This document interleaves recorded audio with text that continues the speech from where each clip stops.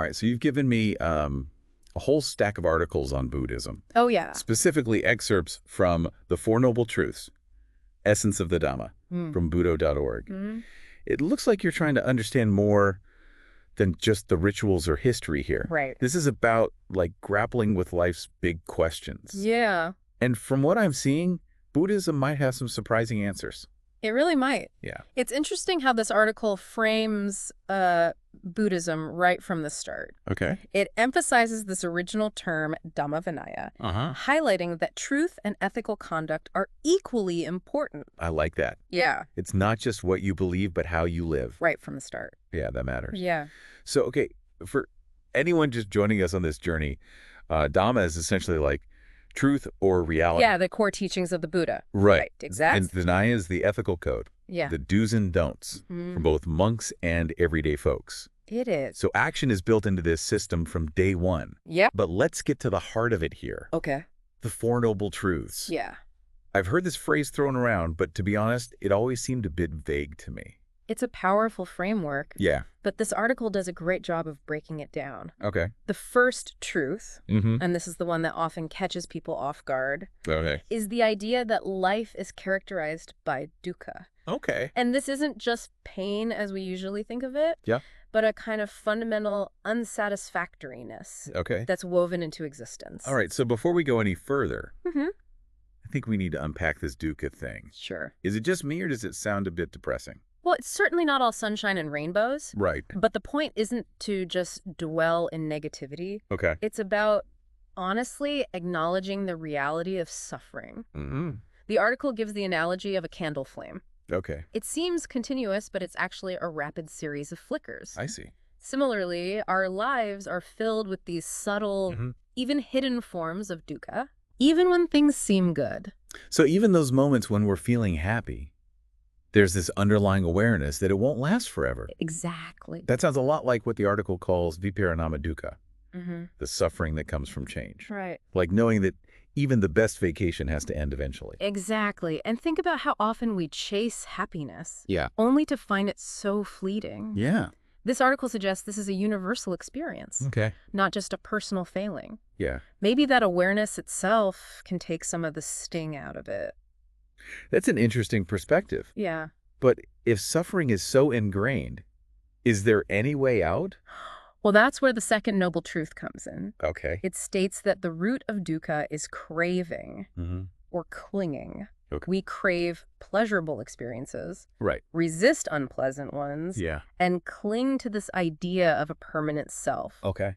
even though everything is constantly changing. So even wanting things to stay the same or wishing things were different is a form of craving that leads to more suffering. Precisely. Wow. And this craving isn't just about, like, material possessions. Right. The article breaks it down into 3 types.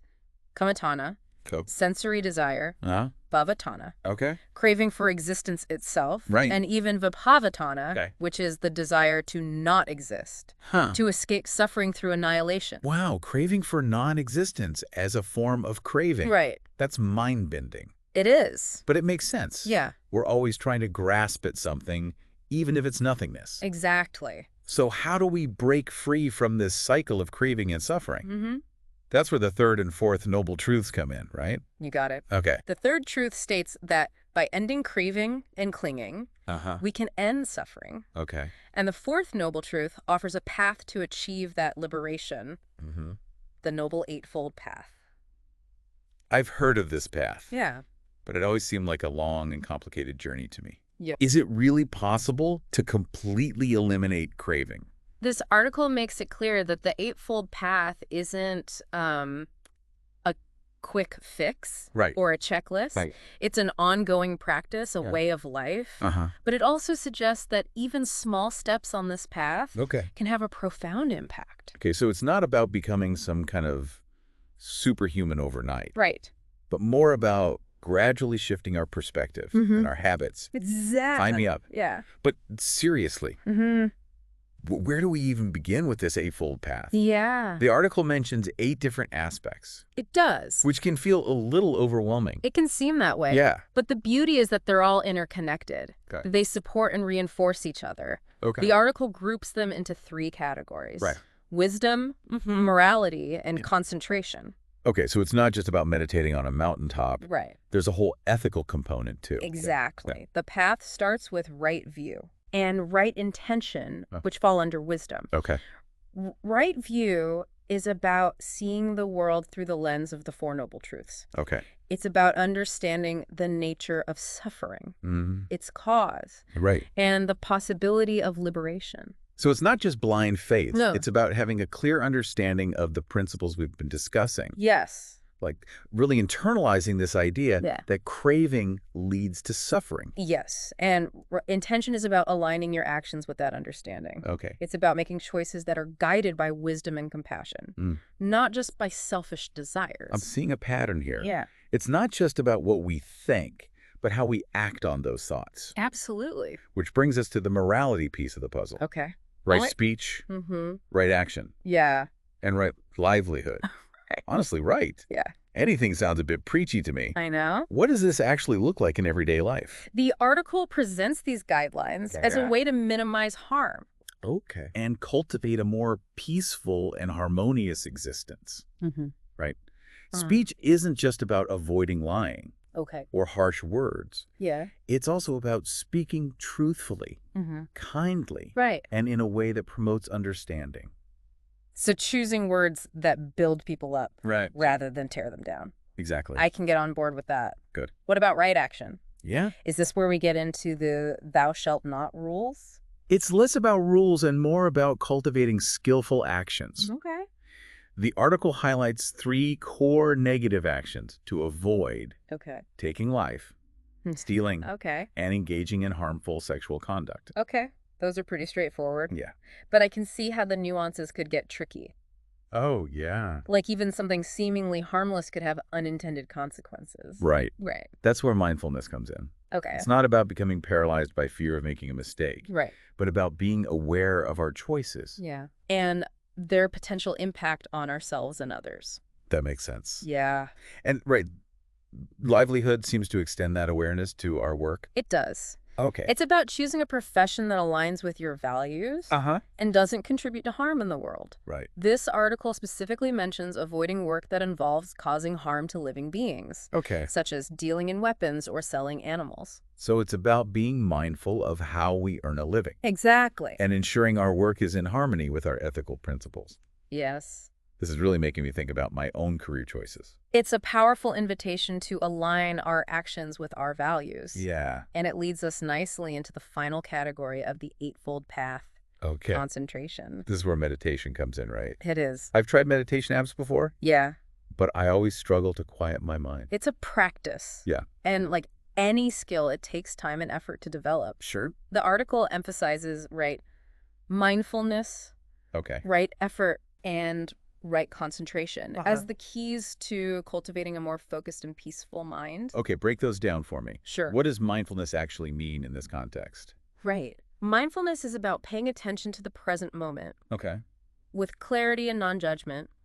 It's about being aware of your thoughts, feelings, and sensations without getting swept away by them. So instead of getting lost in a spiral of anxious thoughts, we're learning to observe them without judgment. Exactly. And right effort is about actively cultivating wholesome qualities and weakening unwholesome ones.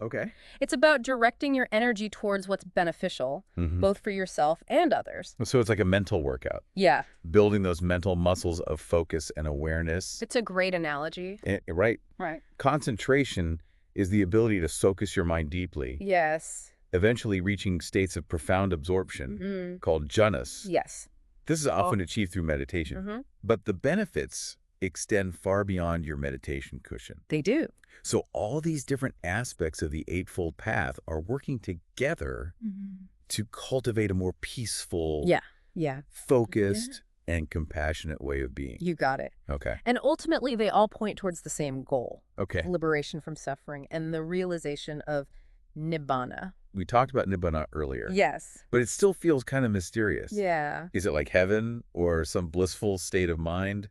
The article emphasizes that nibbana is beyond words. Okay. It's not a place you go. Right. But a state of being characterized by the extinction of craving, hatred, and ignorance. So it's not about escaping reality. No. But about experiencing it in a completely different way. Yes. Free from the mental chatter and emotional turmoil that cause so much suffering.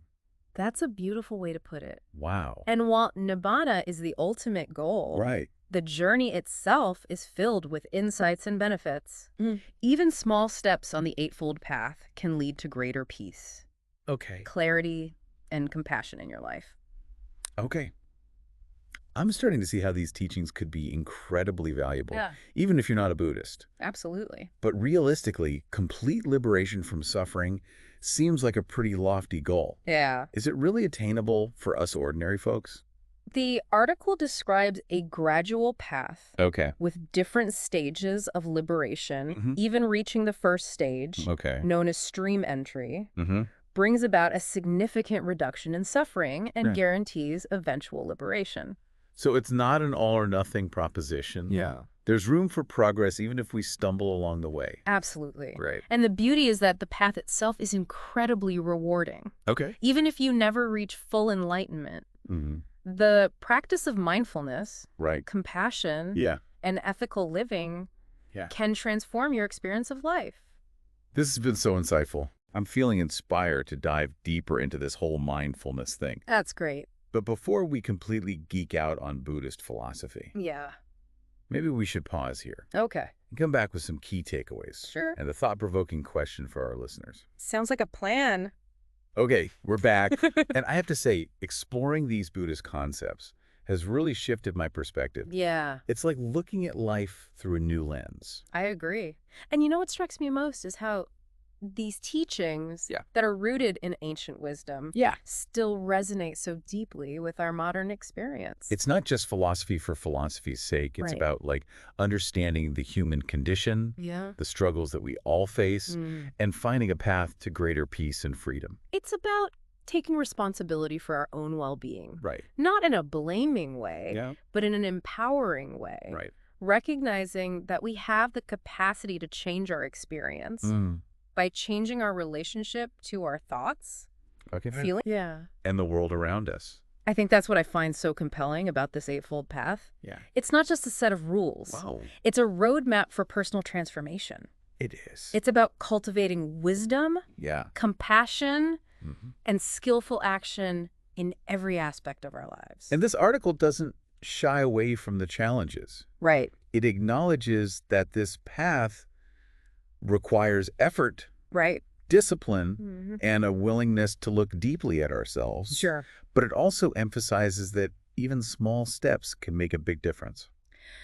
One of the things that really stuck with me is this concept of dukkha. Yeah. It's so easy to get caught up in this pursuit of happiness, thinking that if we just achieve this or acquire that, then we'll finally be content.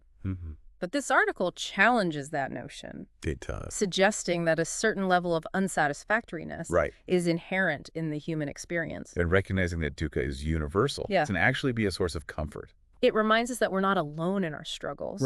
We all experience disappointment, loss, and impermanence. It's part of being human. And then there's this idea that craving is at the root of so much of our suffering. Yes. It's not just about wanting material things. No. It's about clinging to our desires, our aversions, and even to our sense of self. That's where the Eightfold Path offers a powerful antidote by cultivating mindfulness. We can learn to observe these cravings without judgment, without getting swept away by them.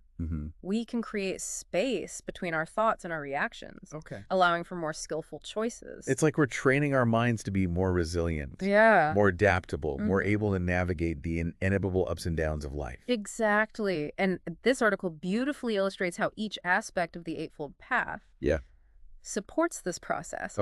Right? Speech helps us communicate more skillfully.